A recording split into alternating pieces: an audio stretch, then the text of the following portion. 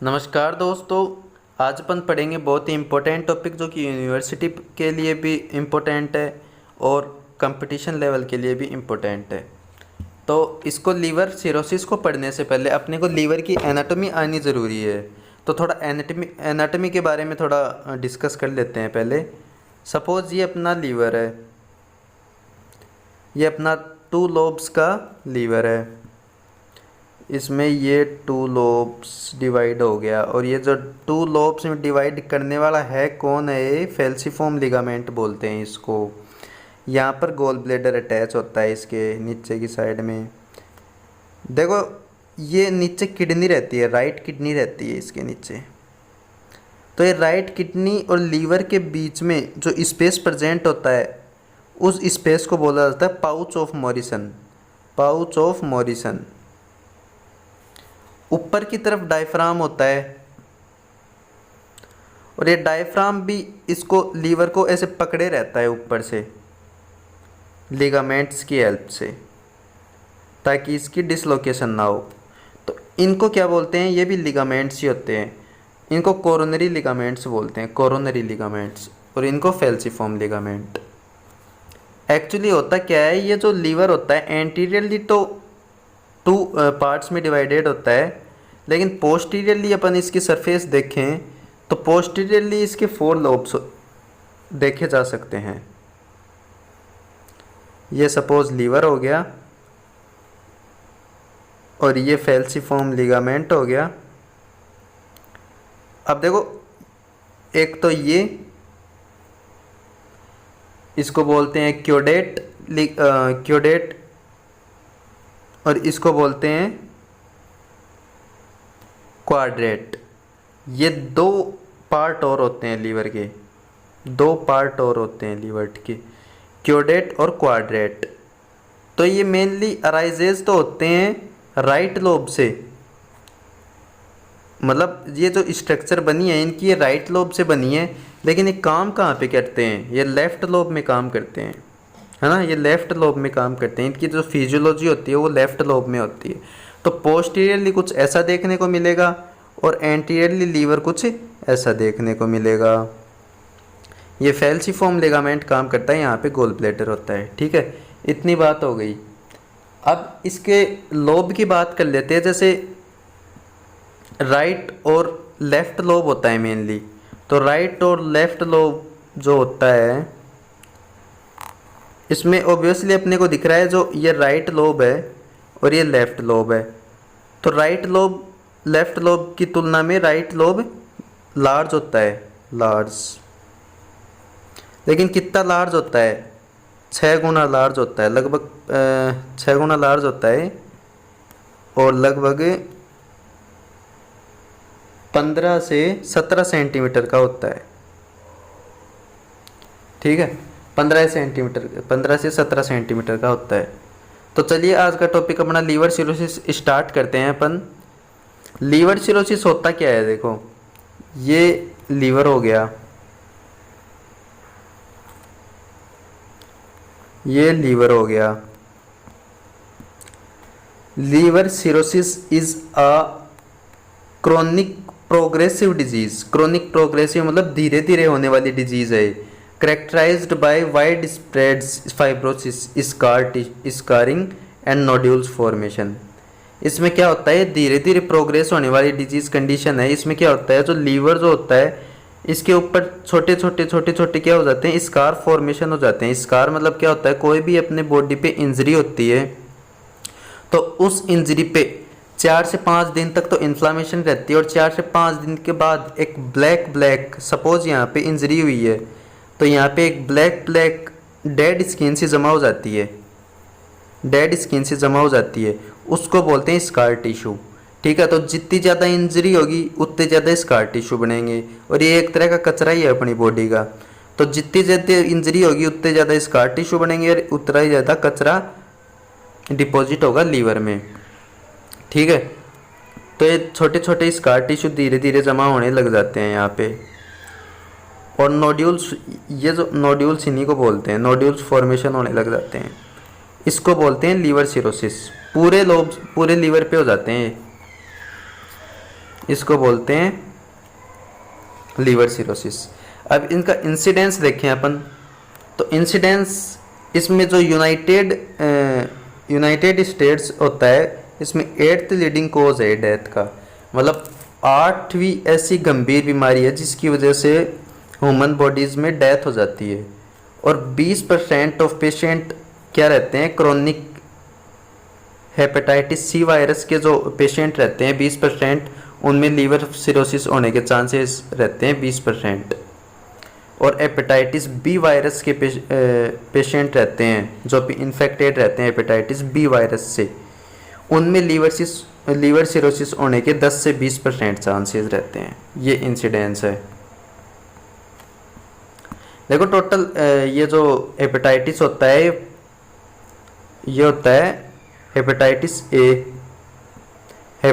ए होता है, बी होता है, सी होता है, डी होता है और ई होता है, जिसमें से बी, सी और डी ये तो जो स्प्रेड होता है वो ब्लड से होता है, ये तो ब्लड से होता है। और ए और ई होता है, ये जीआई ट्रैक्ट से स्प्रेड होता है। ठीक है, ये जीआई ट्रैक्ट से स्प्रेड होता है। चलिए नेक्स्ट देखते हैं अपन इंसिडेंस के बाद में क्लासिफिकेशन मेनली ये 4 भागों में है। एक तो अल्कोहल सिरोसिस है, पोस्ट नेक्रोटिक सिरोसिस है, एक बाइलरी सिरोसिस है, एक कार्डियोजेनिक सिरोसिस है। तो क्लासिफिकेशन में पहले अल्कोहलिक सिरोसिस की बात करते हैं। याद रखना बच्चों, दारू पीने वालों को सबसे ज़्यादा बीमारी होती है लीवर सिरोसिस की, सबसे ज़्यादा बीमारी होती है दारू पीने वालों को लीवर सिरोसिस की, जिसको बोलते हैं अल्कोहलिक सिरोसिस। अल्कोहलिक सिरोसिस के नाम से जाना जाता है इसको रेनिक भी बोला जाता है, लेनिक है ना, क्योंकि एक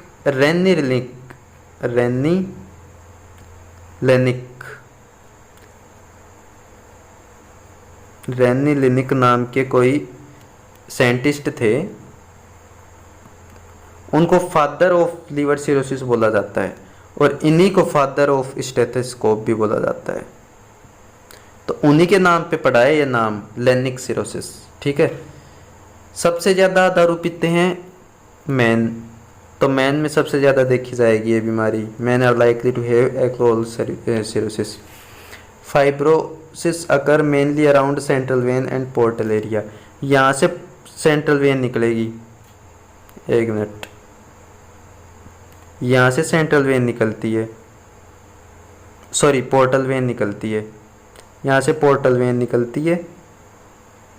और ये जो एरिया है इसमें सबसे ज़्यादा देखने को मिलेगा जो स्कार टिश्यूज फाइब्रोसिस वगैरह है, ये यहाँ पे सबसे ज़्यादा देखने को मिलेगा।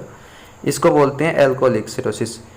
दोस्तों अल्कोहलिक सिरोसिस में जो सेल्स होती है लीवर की, हेपेटोसाइट्स होती है, सपोज ये हेपेटोसाइट्स है, इसके जो साइटोप्लाज्म जो होता है, ये जो साइटोप्लाज्म होता है इसके अंदर, इसको साइटोप्लाज्म को अगर अपन अंडर द माइक्रोस्कोप देखेंगे तो इसमें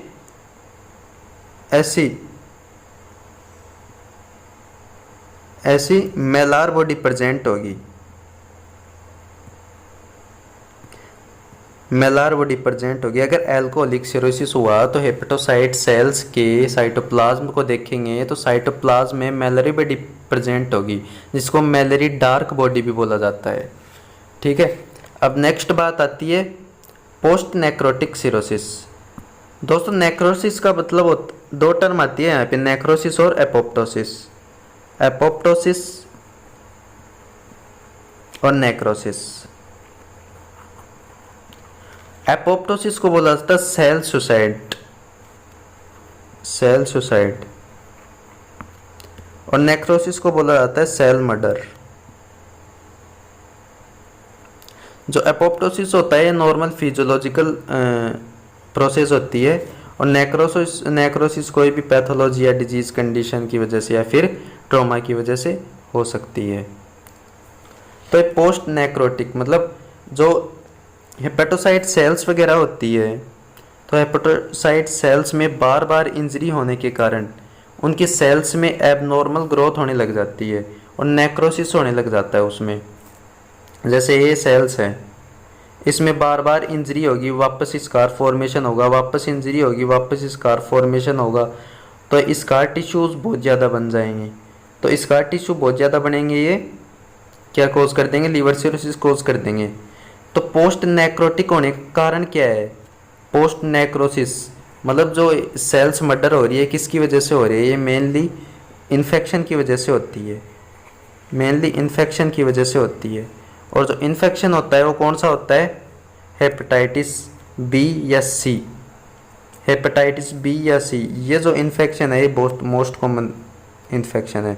या फिर इंडस्ट्रियल केमिकल अगर इनहेल कर ले, वो अगर उसको इरिटेट करे, हेपेटोसाइट्स को इरिटेट करने लग जाए, जिसकी वजह से भी हेपेटोसाइट सेल डैमेज हो सकती है। दोस्तों वुमेन्स में बहुत ज़्यादा देखने को मिल सकता है, ठीक है, वुमेन्स में सबसे ज़्यादा देखने को मिल सकता है। नेक्स्ट अपन बात करते हैं बाइलरी सिरोसिस की। तो बाइलरी सिरोसिस में क्या होता है? जैसे बाइलरी सिरोसिस हो गया, तो यहाँ से एक गोल ब्लेडर होता है, देखो यहाँ पे एक गोल ब्लेडर प्रेजेंट है यहाँ पे। यहाँ से राइट हिपैटिक डक्ट आएगी, यहाँ से लेफ्ट हिपैटिक डक्ट आएगी, यहाँ पे गोल ब्लेडर की डक्ट होगी।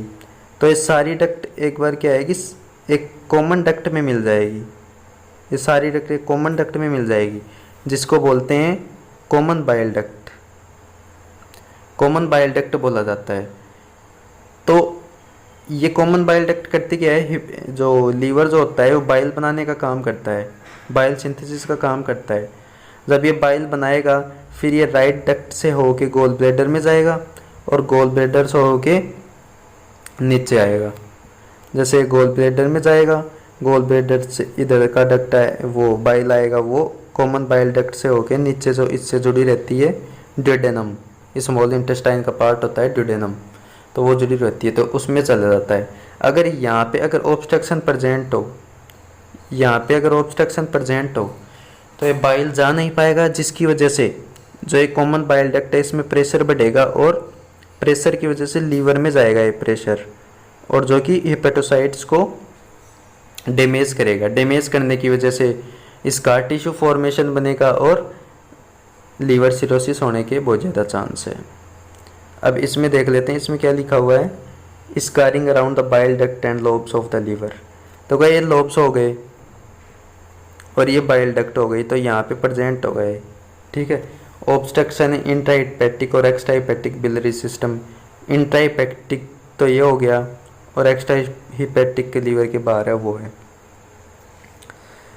दोस्तों बात कर लेते हैं कार्डियोजेनिक सिरोसिस की। कार्डियोजेनिक सिरोसिस होता है राइट साइड हार्ट फेलियर की वजह से होता है। देखो मेनली जो होता है वो राइट साइड हार्ट फेलियर की वजह से होता है। कैसे होगा अब समझना है, इसको ध्यान लगाना। जैसे यहाँ से पोर्टल वेन निकली, यहाँ से पोर्टल वेन निकली राइट और लेफ्ट, यहाँ से नीचे से इन्फीरियर वेना केवा आ रही है, और ये दोनों जो पोर्टल वेन है इन्फीरियर वेना केवा में खुलती है, जहाँ से अपना ब्लड है वो इन्फीरियर वेना केवा में डालती है। ये तुम्हारा 4 चैम्बर का हार्ट है, राइट एट्रियम और वेंट्रिकल। इसमें क्या होता है, ये जो इन्फीरियर वेना केवा क्या है, ब्लड लाती है और राइट एट्रियम में ब्लड डालती है। राइट एट्रियम से राइट वेंट्रिकल में जाता है और राइट वेंट्रिकल से लंग्स में जाता है। अगर ये राइट वेंट्रिकल जो है इसमें कोई डिजीज़ कंडीशन हो जाए, इसमें कोई डिजीज़ कंडीशन हो जाए या फिर ये काम नहीं कर पा रहा, ठीक है, या फिर जो एट्रियोवेंट्रिकुलर यहाँ पे जो वॉल प्रेजेंट होता है, एट्रियोवेंट्रिकुलर वॉल, अगर इसमें कोई दिक्कत हो जाए कि ब्लड इसमें नीचे जा नहीं पा रहा, तो ये ब्लड वापस किस में आएगा, इन्फीरियर वेना केवा से होता हुआ पोर्टल वेन्स में आएगा, और पोर्टल वेन्स में अगर वापस आया तो पोर्टल वेन का प्रेशर बढ़ाएगा। नॉर्मल पोर्टल वेन का प्रेशर क्या होता है, नॉर्मल पोर्टल वेन का प्रेशर होता है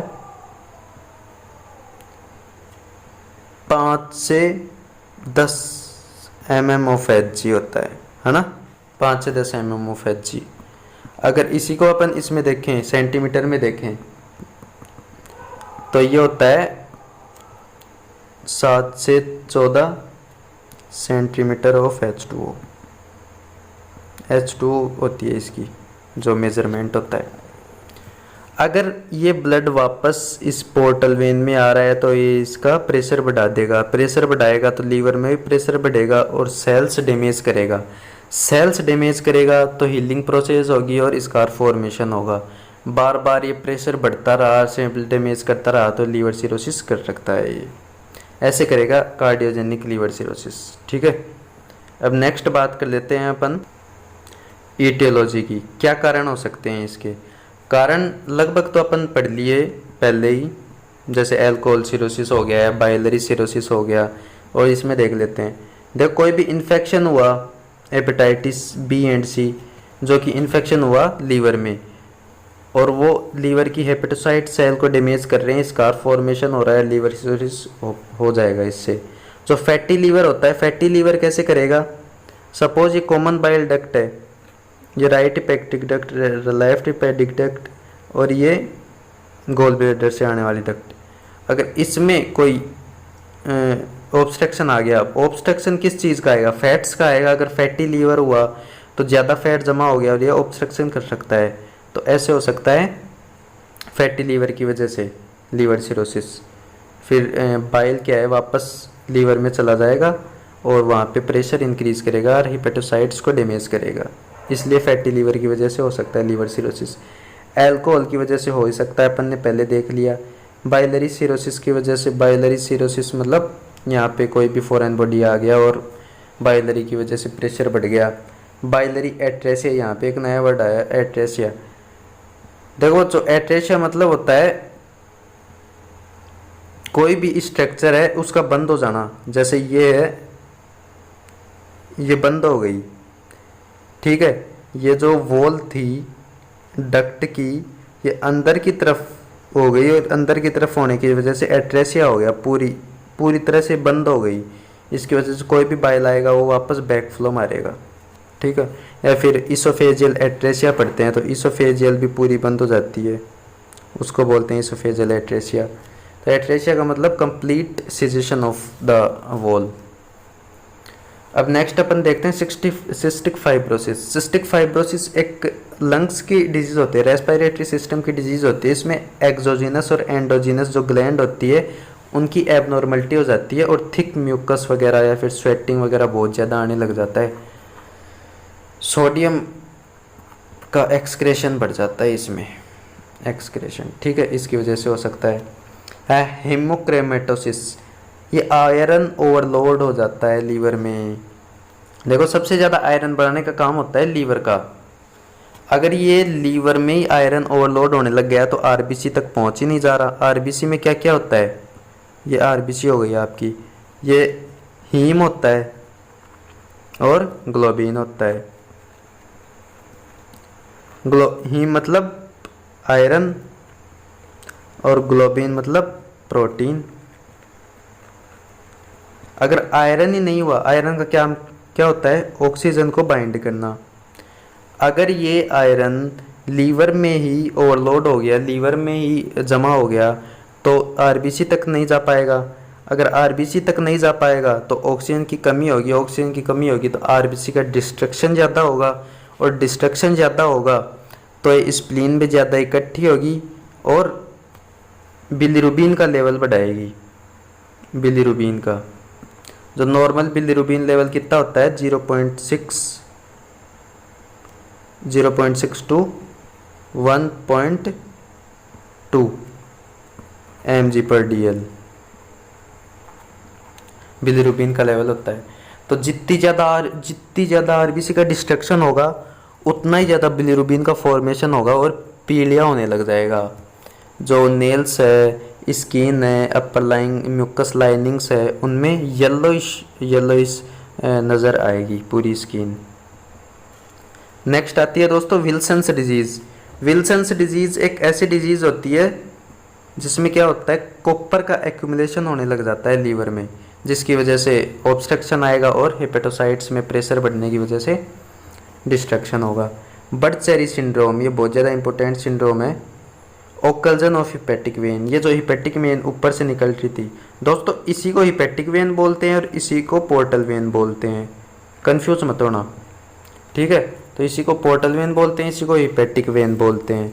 तो बर्ड-चेरी सिंड्रोम क्या होता है, इनका ओकल्जन हो जाता है, ये बंद हो जाती है पूरी, तो इसको बोलते हैं बर्ड-चेरी सिंड्रोम। नेक्स्ट अपन देखते हैं ईटियोलॉजी एंड रिस्क फैक्टर देख लिए, पैथोफिजियोलॉजी देखते हैं इसकी। तो पैथोफिजियोलॉजी देखने से पहले अपन एक बार इस डिजीज़ कंडीशन को रिवाइज कर लेते हैं। जैसे ड्यू टू ईटियोलॉजिकल फैक्टर, कोई भी ईटियोलॉजी, चाहे एल्कोहल हो, चाहे बाइलरी एट्रेसिया हो, चाहे बाइलरी सिरोसिस हो, पोस्ट नेक्रोटिक सिंड्रोम हो, कुछ भी हो, उसकी वजह से डिफ्यूज डिस्ट्रक्शन, डिस्ट्रक्शन मतलब damage and regeneration of liver cells. देखो डैमेज होगी, वापस हीलिंग होगी, हीलिंग को क्या बोलते हैं, रीजनरेशन। वापस डैमेज होगी, वापस रीजनरेशन होगी, वापस डैमेज होगी, वापस रीजनरेशन होगी। तो इसको ये प्रोसेस चलती रहेगी कोई भी ईटियोलॉजिकल फैक्टर की वजह से, जिसकी वजह से स्कार फॉर्मेशन बनेंगे, फाइब्रस टिश्यू को क्या बोलते हैं, स्कार फॉर्मेशन बनेंगे। और एक्स्ट्रा लीवर सेल्स जो वहाँ पे है उनको भी डैमेज करेंगे, डिस्ट्रॉय करेंगे। और नेक्रोटिक टिश्यू वहाँ पे जमा हो जाएगा, जिसकी वजह से लीवर फाइब्रोसिस सिरोसिस हो जाएगा, जो कि फर्दर डैमेज करेंगे लीवर टिश्यूज़ को। और जो जितना भी ब्लड सप्लाई हो रहा है लीवर को, लिम्फ सप्लाई हो रहा है, या फिर बाइल हिपैटिक इनसफिशिएंसी है, ये सब कॉज हो जाएगा उसमें, जिसकी वजह से लीवर सिरोसिस हो जाएगा। आई थिंक आप सबको समझ में आ रहा होगा। नेक्स्ट अपन बात कर लेते हैं क्लिनिकल मैनिफेस्टेशंस की, क्या क्या साइन आएंगे इसमें। देखो दोस्तों, जितने भी साइन इम्पोर्टेंट होंगे वो अपन इसमें सारे कवर कर लेंगे। इम्पोर्टेंट जितने भी साइन होंगे ना, वो सारे अपन इसमें कवर कर लेंगे। हालांकि वीकनेस, फटीग, एंजाइटी, ये जितने भी साइन है ये सभी डिजीज़ कंडीशन में लगभग प्रेजेंट होंगे, तो ये फालतू का मैटर अपन इसमें ऐड नहीं करेंगे, ठीक है। तो चलो स्टार्ट करते हैं दोस्तों। क्लिनिकल मैनिफेस्टेशन को देखने से पहले अपने को जितने भी लीवर का जो फंक्शंस वगैरह है, फंक्शंस जो है, जितने भी फंक्शंस हैं उनको याद कर लेना है। तो नॉर्मली कौन कौन से फंक्शन है, ये कार्बोहाइड्रेट हो गया, जैसे कार्बोहाइड्रेट हो गया, प्रोटीन हो गया और फैट हो गया, इन सब का मेटाबॉलिज्म करता है, ठीक है, मेटाबॉलिज्म करता है। सिंथेसिस करता है किसका, एल्बुमिन का, एल्बुमिन प्रोटीन होता है उसका सिंथेसिस करता है। और नेक्स्ट जैसे सेक्रेटरी सिस्टम हो गया, जैसे बाइल का तो सीक्रेशन करता ही है, बाइल का सीक्रेशन। दोस्तों अल्फा 1 एंटीट्रिप्सिन एक प्रोटीन होता है, अल्फा 1 एंटीट्रिप्सिन एक प्रोटीन होता है, एंटीट्रिप्सिन, जिसका काम क्या होता है, जो ये लीवर होता है इसको बाहर से इंजरी से बचाता है और कोई भी इन्फेक्शन वगैरह हो इससे बचाता है। अल्फा 1 एंटीट्रिप्सिन प्रोटीन का सिंथेसिस लीवर करता है, ठीक है। बाद में स्टोरेज करता है विटामिन ए डी ई के जितने भी फैट सॉल्युबल विटामिन्स है इनका स्टोरेज करता है, और विटामिन बी का भी करता है। आयरन का सबसे ज़्यादा पूरी बॉडी में ऐसा एक ऑर्गन है सबसे ज़्यादा आयरन का स्टोरेज करता है, सॉरी सिंथेसिस करता है और स्टोरेज भी करता है, फेरेटिन फॉर्म में करता है, फेरेटिन फॉर्म में, ठीक है। और ग्लूकोजन से ग्लाइकोजन बनाना और ग्लाइकोजन से ग्लूकोज बनाना, ये काम तो लीवर करता ही है। स्टार्ट करते हैं मैनिफेस्टेशन से। तो इसमें फटीग, जैसा कि लॉस ऑफ फंक्शन हो रहा था, लॉस ऑफ फंक्शन हो रहे थे लीवर के, तो मेटाबॉलिज्म नहीं हो पाएगा कार्बोहाइड्रेट, प्रोटीन, लिपिड किसी का भी, जिसकी वजह से एनर्जी नहीं मिल पाएगी पर्सन को। एनर्जी नहीं मिल पाएगी तो फटीग, थकान बहुत जल्दी हो जाएगा और टायर्डनेस फील होने लग जाएगी उसको, टायर्डनेस बहुत जल्दी हो जाएगा। लेटर मैनिफेस्टेशंस में ऐड है, जैसे लीवर फेलियर हो सकता है, पोर्टल हाइपर टेंशन हो सकता है, जैसे लीवर है यहाँ से पोर्टल वेन निकल रही है, यहाँ से इन्फीरियर वेना केवा, यहाँ से अगर हार्ट का वेंट्रिकुलर सेप्टल डिफेक्ट है या फिर आर्टियो वेंट्रिकुलर डिफेक्ट है, कोई भी दिक्कत है तो हार्ट से बैक फ्लो मारेगा ये पोर्टल वेन में, नॉर्मल प्रेशर होता है 5 से 10 mm ऑफ एच जी, 5 से 10 mm ऑफ एच जी। अगर ये बैक फ्लो मारेगा तो इंक्रीज होगा प्रेशर, इसकी वजह से पोर्टल हाइपरटेंशन होगा। नेक्स्ट जॉन्डिस की बात आ जाती है, जॉन्डिस। तो जॉन्डिस क्या होता है, आयरन ओवरलोड होगा अगर लीवर में, तो आरबीसी तक नहीं पहुंच पाएगा, आरबीसी तक नहीं पहुंच पाएगा तो आरबीसी का डिस्ट्रक्शन होने लग जाएगा, स्प्लीनोमेगैली हो जाएगी, और स्प्लीनोमेगैली होने की वजह से बिलिरुबिन का लेवल बढ़ जाएगा, बिलिरुबिन का लेवल बढ़ जाएगा और जॉन्डिस पीलिया हो जाएगा। एसाइटिस होगा, मटके जैसा पेट हो जाएगा, इसमें पेरिटोनियल कैविटी है, इसमें फ्लूइड फील्ड हो जाएगा। कैसे होगा, जैसे अपनी नॉर्मल वेसल है, वेसल्स में ब्लड फ्लो कर रहा है, इसमें प्लाज्मा प्रोटीन्स है, एल्बुमिन,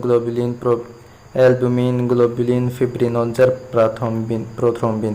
तो एल्बुमिन सबसे ज़्यादा मात्रा में होता है, कोलाइडल ऑस्मोटिक प्रेशर को मेंटेन करता है, कोलाइडल ऑस्मोटिक प्रेशर को मेंटेन करता है, ताकि ये जो अंदर जो फ्लूइड है बाहर नहीं आ पाए। अगर एल्बुमिन की कमी हो जाएगी तो ये फ्लूइड बाहर आएगा, और बाहर आएगा तो एडिमा कोज करेगा। ठीक है, तो एडिमा कोज करेगा, इसकी वजह से एसाइटिस होगा, और यही कारण है पेरिफेरल एडिमा होने का, जैसे ये यहाँ पे दिख रहा है। ये भी पिटिंग एडिमा और नॉन पिटिंग एडिमा दो तरह का होता है, पिटिंग और नॉन पिटिंग एडिमा। अगर अपन प्रेस कर रहे हैं, ये डेंट पड़ गया, यहाँ पे खड्डा पड़ गया, तो उसको बोलते हैं पिटिंग एडिमा। अगर डेंट नहीं पड़ा जैसे यहाँ पे, तो उसको बोलते हैं नॉन पिटिंग एडिमा।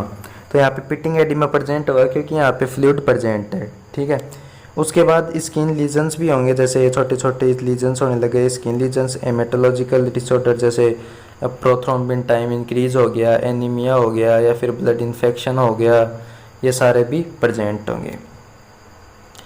नेक्स्ट अपन बात कर लेते हैं डायग्नोस्टिक इवेल्युएशन की।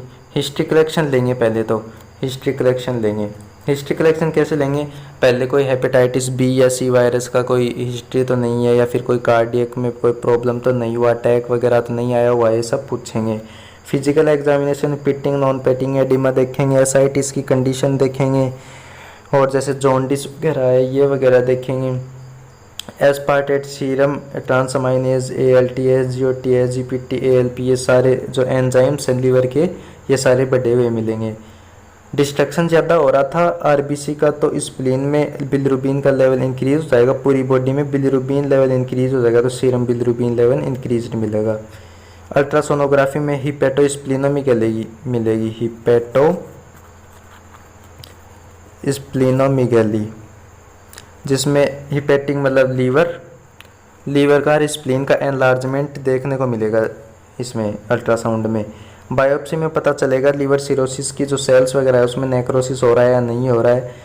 प्रोथ्रोम्बिन टाइम इंक्रीज हो सकता है, क्योंकि अपन ने अभी पढ़ा है जैसे हेमाटोलॉजिकल डिसऑर्डर्स भी हो सकते हैं। ठीक है, और कंप्लीट ब्लड सेल्स काउंट में देखेंगे अपन, अगर इन्फेक्शन की वजह से लीवर में इन्फेक्शन वगैरह होगा तो WBC इंक्रीज मिलेगा, आयरन ओवरलोड वगैरह होगा तो बॉडी में हीमोग्लोबिन की कमी मिलेगी। ऐसे सारे ये रिलेट करेंगे फंक्शंस। ये डायग्नोसिस करने के बाद अपने को पता चल जाएगा लीवर सिरोसिस हो रहा है उनके। बात आती है मैनेजमेंट की, तो मैनेजमेंट में तो सबसे बड़ा जो भी कारण है लीवर सिरोसिस को कोज कर रहा है, उन कारण को सबसे पहले हटाएंगे। बाद में जैसे मेटाबॉलिज्म वगैरह नहीं हो पा रहा, बॉडी को एनर्जी वगैरह नहीं मिल रही, विटामिन्स नहीं मिल रहे, न्यूट्रिशनल सप्लीमेंट्स नहीं मिल रहे, तो वो सब अपन प्रोवाइड करवाएंगे। जैसे एल्बुमिन नहीं मिल रहा था तो हाई प्रोटीन डाइट देंगे, और कार्बोहाइड्रेट नहीं मिल रहा था तो अपन हाई कैलोरी डाइट देंगे, न्यूट्रिशन लेवल मेंटेन करेंगे उनका पहले। बाद में जैसे एसाइटिस वगैरह फ्लूइड एक्यूमुलेशन हो रहा था बॉडी में, तो उनको रिमूव करेंगे। उनको रिमूव पहले तो इलेक्ट्रोलाइट इम्बेलेंस हो रहा है, इलेक्ट्रोलाइट को बैलेंस करेंगे, जैसे सोडियम बाइकार्बोनेट वगैरह, सोडियम पोटेशियम पंप हो गया, इन सबको मेंटेन करेंगे। जैसे और एक बात याद रखना, बॉडी में जितना ज़्यादा सोडियम होगा उतना ही ज़्यादा पानी होगा। तो जैसे पानी तो शरीर में पहले से भर ही रहा है, पानी तो शरीर में पहले से भर ही रहा है, तो और ज़्यादा सोडियम तो अपन देने से रेयर पानी भी नहीं देंगे।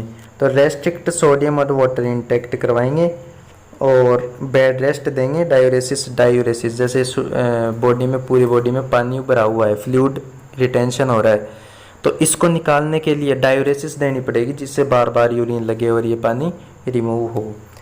और जैसे एसाइटिस वगैरह की कंडीशन हो गई, ये हो गई, इनको हटाने के लिए अपन पैरासेंटेसिस भी कर सकते हैं।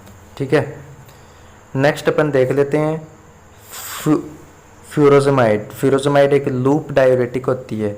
लूप जैसे लूप ऑफ हेनले होता है अपना, यहाँ पे ग्लोमेरुलस हो गया, यहाँ पे लूप ऑफ हेनले होता है, यहाँ पे जाके इफेक्ट करता है और बैलेंस करता है पोटेशियम को डेप्लीकेशन से।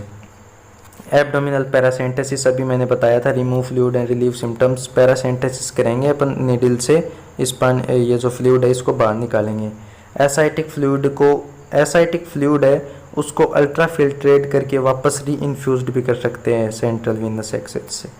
और जैसे एल्बुमिन की कमी हो रही थी ब्लड में से, ये वेसल्स में से फ्लूइड निकल रहा, तो एल्बुमिन देंगे ताकि फ्लूइड निकलना बंद हो जाए और एसाइटिस की कंडीशन इम्प्रूव हो, मतलब बॉडी में फ्लूइड इंक्रीज ना हो और ऑस्मोटिक प्रेशर मेंटेन हो जाए।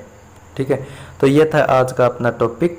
कैसा लगा आप मुझे ज़रूर बताइए कमेंट बॉक्स में। कोई भी कमी हो या फिर कैसा मैं पढ़ा रहा हूँ, आपको समझ में नहीं आ रहा, कौन सी जगह पे समझ में नहीं आ रहा, ये सारी चीज़ आप मुझे कमेंट बॉक्स में करके बताइए ताकि मैं और ज़्यादा इम्प्रूव कर सकूँ मेरी वीडियो में। Thank you for watching my video. Subscribe करना ना भूलें। Thank you.